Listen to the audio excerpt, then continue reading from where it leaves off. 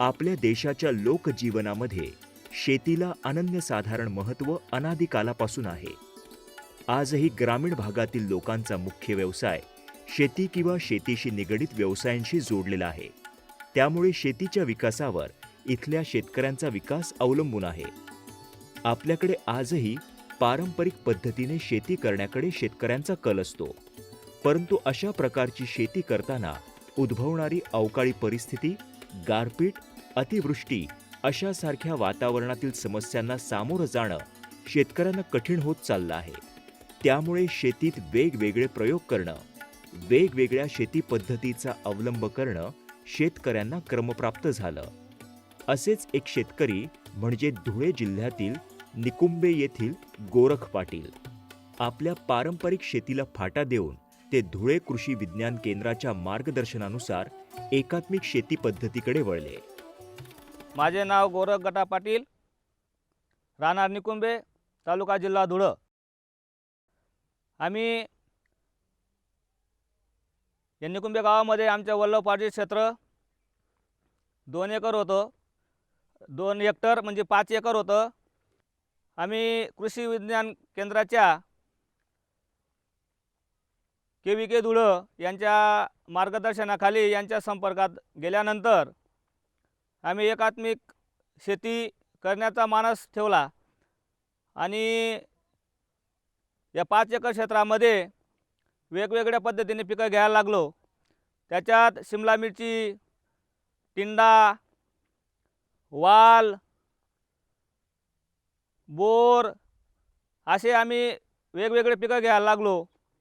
कृषी विज्ञान केंद्र धुळे यांच्या मार्गदर्शनाखाली आम्ही वेगवेगळ्या पद्धतीने कार्यक्रम अटॅच करायचो आणि त्या कार्यक्रमांमध्ये आम्हाला मार्गदर्शन मिळायचं आणि त्या अनुभव आम्ही स्वतःच्या शेतामध्ये कृषी विज्ञान केंद्र धुळे यांच्या मार्गदर्शनाखाली वेगवेगळ्या पिकांची आम्ही जोपासना सुरू केली आणि त्यातून आम्हाला चांगला प्रकारे नफा मिळायला लागला.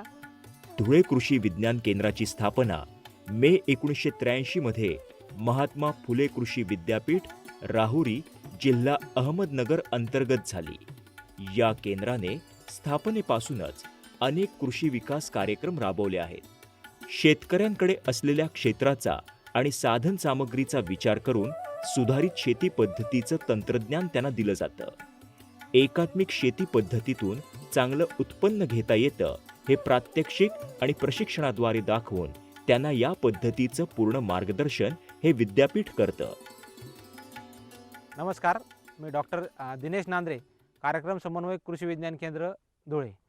आज आपण या ठिकाणी निकुंबे गावात श्री गोरख गटा पाटील यांच्या शेतावर आहोत. यांना प्रामुख्याने एकात्मिक शेती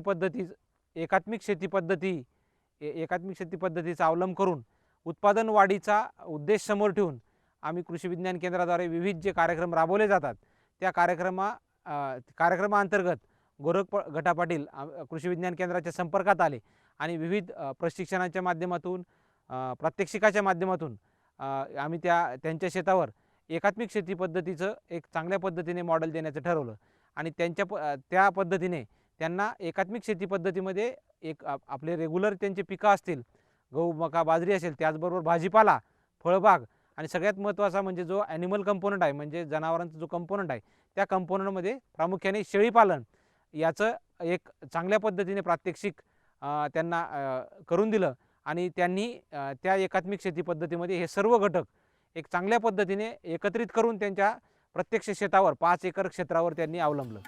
एकात्मिक पद्धतीने शेती करताना गोरख पाटील यांनी घेतलेलं हे वालाचं पीक भरघोस असं उत्पन्न आलेलं दिसत आहे. आपल्याकडच्याच पारंपरिक वालाच्या बियाण्याची लागवड केलेली आहे असं ते म्हणतात. आमच्या या पूर्ण क्षेत्रापैकी आम्ही 1.5 एकर क्षेत्रावरती वाल हे पीक घेतलेलं आहे. वाल हे जे आमच्या पूर्वीपासून यांच्या स्वतःचं घरचंच बिजवाय असल्यामुळे आम्ही कुठलंही मार्केटमधून घेतलेलं नाही आणि स्वतःचं बिजवाय असल्यामुळे आम्ही गॅरंटीचं बी म्हणतो आणि हे बी आमच्या गेल्या 2-5 वर्षापासून हे आम्ही जोपासलेलं आहे आणि तेच बी आम्ही या 1.5 एकर क्षेत्रावर लावलेलं आहे. सुरुवातीला याची लागवड आम्ही मेमध्ये पूर्ण 1.5 एकर क्षेत्र नांगरून खोल नांगरूड करून घेतलेलं आणि नांगरल्यानंतर शेणखत पसरून आणि रोटाव्हिटर मारल्यानंतर ट्रॅक्टरच्या साहाय्याने बेड ओढून घेतलं. नंतर बेड ओढल्यानंतर त्याच्यावर आम्ही शेणखत, कोंबडी खत, गांडूळ खत असं बेसळ डोस, रासायनिक खत यांचा बेसळ डोस टाकून आणि ठिबकच्या साहाय्याने ठिबकची नळी आथरून आणि वरून मल्चिंग केली आणि त्यानंतर आम्ही वाल लावून घेतला आणि मे महिन्यापासून तो आतापर्यंत चांगल्या प्रकारे आम्हाला मध्यंतरी विशेष काही भाव मिळत नव्हते, पण आता चांगल्या प्रकारे भाव मिळत आहे आणि वालही आम्ही लोकल मार्केट विथ सुरत मार्केटला पाठवतो.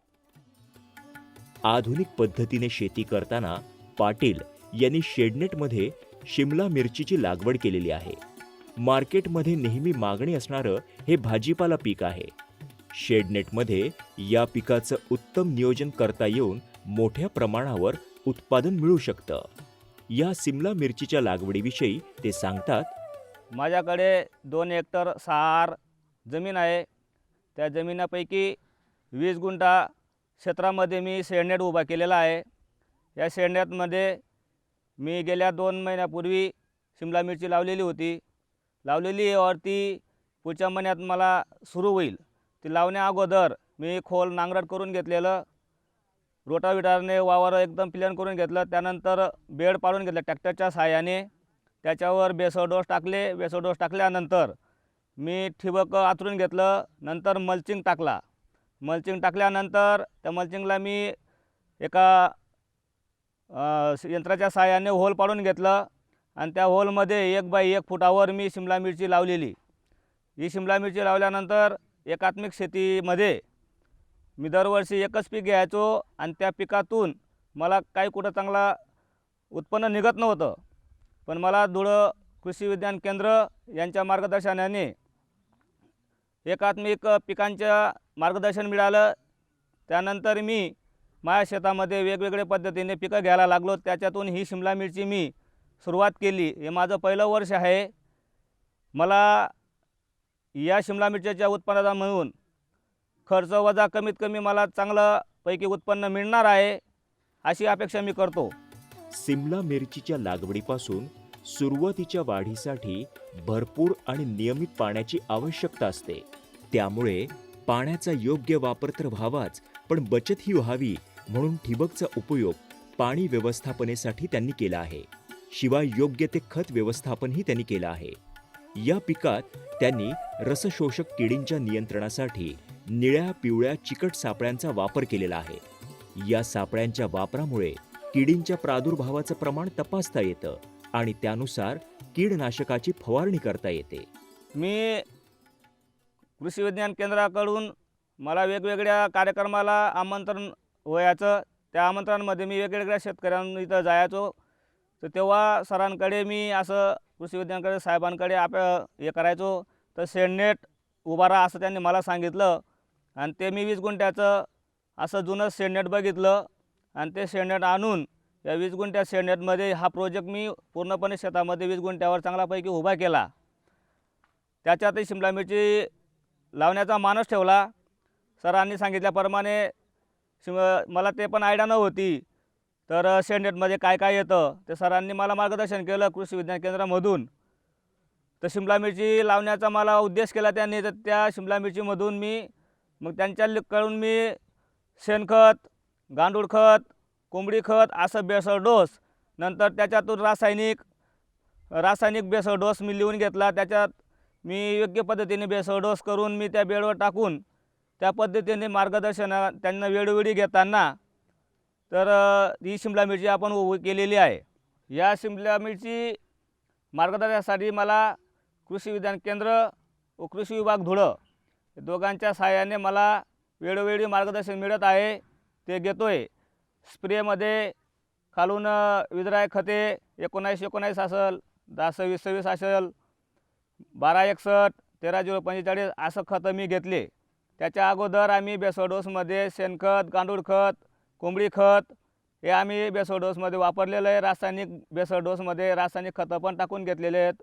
वेळोवेळी मार्गदर्शन मिळून आम्हाला योग्य ते मार्गदर्शन मिळतच आहे आणि याच्यापुढे आम्हाला ही मार्गदर्शन मिळत राहणार आहे. आणि ही शिमला मिरची लावल्यानंतर हे माझं पहिलं वर्ष असल्यामुळे मला एक त्यांच्याकडून मार्गदर्शन मिळेल आणि मला स्वतःला अनुभव पण येईल आणि याच्यातून मला चांगल्या प्रकारे नफा मिळेल असं मी अपेक्षा करतो.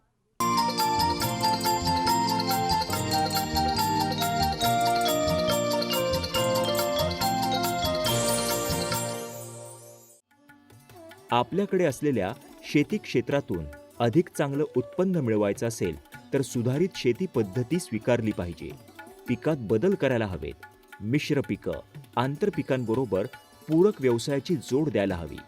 आज गोरख पाटील देखील कृषी उत्पन्न वाढवण्याच्या उद्देशाने एकात्मिक शेती पद्धतीकडे वळले आहेत, असं धुळे कृषी विज्ञान केंद्राचे कार्यक्रम समन्वयक डॉक्टर दिनेश नांदे म्हणतात. एकूण 5 एकर क्षेत्रापैकी एकात्मिक शेती पद्धतीमध्ये प्रामुख्याने सेंद्रिय शेतीचा थोड्या प्रमाणात त्यांनी सुरुवात केली आणि त्या 5 एकर क्षेत्रामध्ये 2 एकर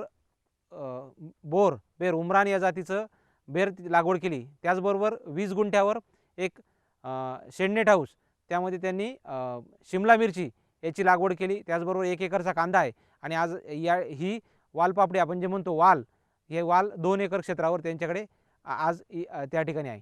त्या एकात्मिक शेती पद्धतीमधला सगळ्यात महत्त्वाचा घटक त्यांच्याकडे शेळीपालन या कृषी विज्ञान केंद्राच्या प्रशिक्षणाच्या माध्यमातून त्यांनी एक चांगल्या पद्धतीने 25 शेळ्यांचा एक चांगला कळप केला आणि त्या शेळीपालनाच्या माध्यमातून उत्पादन घेत आहे. अलीकडे बियाणं, खतं, कीटकनाशकं आदींच्या वाढत्या खर्चाने शेतकऱ्यांना पिकांचं उत्पादन घेताना खर्चाचा ताळमेळ बसत नाही. अनेकदा उत्पादन खर्च जास्त तर त्यातून मिळणारं उत्पन्न कमी अशी स्थिती असते. रासायनिक खतं आणि कीटकनाशकं यांच्यावरचा खर्च कमी करण्यासाठी जैविक खतं आणि कीटकनाशकांचा उपयोग केव्हाही चांगला. म्हणून गोरख पाटील देखील आपल्या पिकांमध्ये गांडूळ खत, जीवामृत, वर्मी वॉश यांचा वापर करतात. या एकात्मिक शेती पद्धतीमध्ये ते सेंद्रिय शेतीचाही अवलंब करतात. मग गांडूळ खत असेल किंवा स्लरी असेल किंवा जीवामृत असेल किंवा नियमित एक्स्ट्रॅक्ट असेल यांचा उपयोग करून त्यांच्या शेतामध्ये त्या उत्पादनावर होणारा खर्च कमी करण्याचा ते प्रयत्न करतात. आणि त्याच्यात सर्वात महत्त्वाचं एकात्मिक शेतीच्या माध्यमातून जे त्यांची पारंपरिक शेती होती त्या 5 एकरामध्ये त्यांना जवळपास 1 लाख रुपये उत्पन्न एका वर्षाकाठी मिळत होतं. तेच आज जर विचार केला सर्व घटकां मिळून तर त्या एकात्मिक शेती 5 एकरामधनं त्यांना आज जवळपास 4 ते 4.5 लाख रुपये मिळत आहेत. त्याच्यामधला सगळ्यात महत्त्वाचा जो कंपोनंट आहे शेळीपालनाच्या माध्यमातून दरवर्षी त्यांना 70 ते 80 हजार मिळतात. आणि त्याचबरोबर त्यांना फळबाग आणि भाजीपाला आणि भरड धान्य याच्या माध्यमातून असे वर्षाकाठी त्यांना 4 ते 4.5 लाख रुपये म्हणजे एका एकरापासून तर 4 पट त्यांचं उत्पन्न या एकात्मिक शेती पद्धतीच्या माध्यमातून वाढलं आहे. गांडूळ खतामुळे जमीन भुसभुशीत राहते, पिकांची वाढ चांगली होते. गांडूळ खतामध्ये पिकाच्या वाढीसाठी आवश्यक ती मुख्य आणि सूक्ष्म अन्नद्रव्ये असतात. त्यामुळे जमिनीची भौतिक सुपीकताही टिकून राहते. तर जीवामृताच्या वापरामुळे पिकांमध्ये कीड आणि रोगांना दूर ठेवण्याची प्रतिकारशक्ती उत्पन्न होते. वर्मी वॉशमुळे पिकावरील बुरशीचा नाश होतो. वर्मी वॉशच्या फवारणीमुळे कोणताही दुष्परिणाम होत नाही. कृषी आणि संबंधित क्षेत्रातून शाश्वत आधारावर उत्पादन, उत्पादकता आणि उत्पन्न वाढून शेतकऱ्यांची आर्थिक स्थिती सुधारावी, त्यांच्या गरजा पूर्ण होण्यासाठी धुळे कृषी विज्ञान केंद्र प्रात्यक्षिक, प्रदर्शनं आणि प्रशिक्षणाच्या माध्यमातून एकात्मिक शेती पद्धतीचं तंत्र शेतकऱ्यांना देत आहे. या शेती पद्धतीचा अवलंब केलेले गोरख पाटील यांना देखील पारंपरिक शेतीपेक्षा चांगलं उत्पन्न मिळणार आहे, असं डॉक्टर नांदे म्हणतात. तर एकात्मिक शेती पद्धतीतील जो घटक आहे शेडनेट हाऊस, त्या शेडनेट हाऊसमध्ये 20 गुंठ्यावर शेडनेट हाऊस त्यांनी त्या ठिकाणी घेतली आहे की त्यामध्ये त्यांनी शिमला मिरचीची लागवड केली आहे. या शिमला मिरचीच्या माध्यमातून कमीत कमी 6 महिन्यामध्ये त्यांना त्या 20 गुंठ्यातनं 1 ते 1.5 लाख रुपये उत्पादनाची अपेक्षा त्या ठिकाणी त्यांची खर्च काढून 1 ते 1.5 लाख रुपये निव्वळ नफा राहील अशी त्यांची अपेक्षा त्या ठिकाणी आहे. त्याचबरोबर जो मुख्य दुसरा घटक होता बोर, जो 2 एकर क्षेत्रावर त्यांनी त्या बोराची उमरान या जातीच्या बोराची लागवड केली आहे. त्या बोरापासून त्यांना कमीत कमी 2 लाख रुपये उत्पन्न मिळेल अशी अपेक्षा त्यांनी त्या 2 एकरामधनं 2 लाख रुपये निघतील. आणि आज बघतो आहोत की वालपापडी ही आत्ता 2 एकर क्षेत्रावर आहे. या क्षेत्रातून त्यांना कमीत कमी 3 लाख रुपये उत्पन्न निघेल अशी अपेक्षा त्यांनी आहे.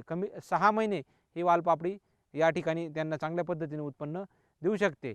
आणि त्याचबरोबर 1 एकरचा कांदा आहे. 1 एकरचा कांदा लागवड त्यांनी स्टोरेजसाठी कांद्याची लागवड केली आहे. त्या कांद्यापासून त्यांना कमीत कमी एका एकरामध्ये खर्च वजा जाता 60 ते 70 80 हजार रुपये राहतील. अशी एकात्मिक शेतीचे जे पूर्ण घटक आहेत शेळी मिळून त्या घटकांच्या माध्यमातून त्यांना निव्वळ खर्च वजा जाता 4 ते 4.5 लाख रुपये 5 एकराच्या माध्यमातून या ठिकाणी त्यांना एकात्मिक शेती माध्यमातून मिळतील अशी अपेक्षा आहे.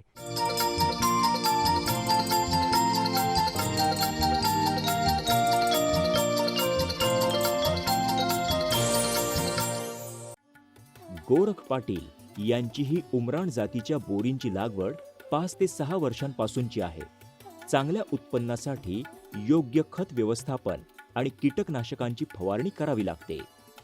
उर्वरित क्षेत्रात मी 2 एकर क्षेत्रामध्ये उमरान या जातीची बोर लागवड केलेली आहे. ही बोर गेल्या 5 ते 6 वर्षापासून हा बाग आम्ही जोपासलेला आहे. अत्यंत बिकट परिस्थितीमध्ये सुद्धा हा बाग आम्ही कमी पाण्यात आम्ही याला जोपासलेला आहे. या बागात आम्ही 18x20 अंतरावर हे झाड लावून घेतलेलं आहे. या झाडाला आम्ही एप्रिलमध्ये छाटणी करून मेमध्ये पाणी सोडतो आणि पाणी सोडल्यानंतर आम्ही शेणखत भरून घेतो. शेणखत भरल्यानंतर आम्ही रासायनिक खतं देतो आणि वॉटर सोल्युबल खतं देतो आणि ड्रिपने पाणी सोडतो. आणि सोडत असताना अधूनमधून स्प्रे कीटकनाशक आणि बुरशीनाशक हा पिकाला बुरशीनाशकाचा जास्त अटॅक होतो.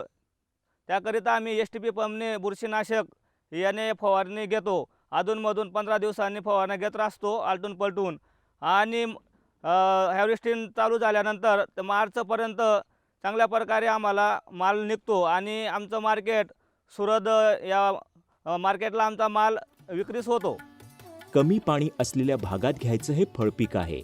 रासायनिक खतांबरोबर सेंद्रिय खतांचाही वापर या पिकात योग्य ठरतो. बोर फळालाही आपल्याला चांगला भाव मिळतो असं ते म्हणतात. ही बोर आम्ही गेल्या 5 ते 6 वर्षापासून जोपासलेली आहे. दरवर्षी आम्ही हिला एप्रिलमध्ये छाटणी करून मेमध्ये जेव्हा पाणी देतो तेव्हा शेणखत कोंबडी खत असं भरून घेतो. त्यानंतर रासायनिक खत 19-19 युरिया, सुपर फॉस्फेट, पोटॅश हे आम्ही टायमाने आम्ही वेगवेगळ्या पद्धतीने खतं देतो.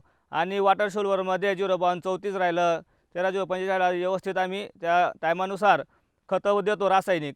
त्यानंतर आम्ही कीटकनाशक, बुरशीनाशक हे आम्ही स्प्रे करतो अधूनमधून 15-15 दिवसाने. हे जे उमरान बोर आहे या बोराला बुरशीचा अटॅक जास्त येतो. त्याच्यामुळे याला बुरशीचे काही रासायनिक खतं रासायनिक पावडर, रासायनिक केमिकल स्प्रे करतो. आणि वेगवेगळ्या पद्धतीने आम्ही याला फवारणी करून याला आम्ही डिसेंबरपासून चालू झालं तर मार्चपर्यंत आम्ही याचे हार्वेस्टिंग चालू राहते मार्चपर्यंत. आणि मार्चपर्यंत आमचा माल संपण्यात येतो, एंडिंगमध्ये येतो. आणि आम्हाला सुरत मार्केट हे जवळ असल्यामुळे आम्हाला तिथं योग्य चांगला भाव मिळतो. आम्ही सुरतला घेऊन जातो. एकंदरीत गोरख पाटील यांच्याप्रमाणे इतर शेतकऱ्यांनीही एकात्मिक शेती पद्धतीकडे वळून चांगलं उत्पन्न मिळवावं असं डॉक्टर दिनेश नांदे म्हणतात. शेतकरी बंधूंनो, एकात्मिक शेती पद्धती ही निश्चितपणे शेतकऱ्यांना एक चांगलं वरदान ठरणार आहे. माननीय पंतप्रधान महोदयांचं जे स्वप्न आहे की शेतकऱ्यांचं उत्पन्न दुप्पट व्हावं, त्या उत्पन्न दुप्पट करण्यासाठी एकात्मिक शेती पद्धती अवलंबली तर निश्चितपणे शेतकऱ्यांचं उत्पन्न दुप्पट होईल.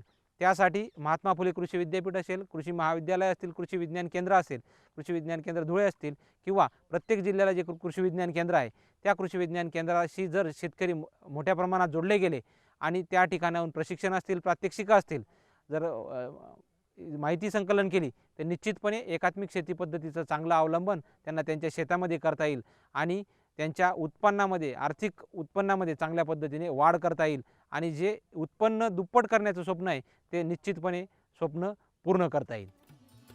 वातावरणातील बदलामुळे अनेक शेतकऱ्यांना आपल्या पिकांपासून चांगलं उत्पन्न मिळत नाही, तेव्हा एकात्मिक शेती पद्धती त्यांना नक्कीच फायदेशीर ठरू शकते. कारण या पद्धतीमध्ये शेतीशी निगडित विविध व्यवसाय आणि पीक पद्धती यांची योग्य सांगड घालून उत्पादन वाढवणं शक्य होतं.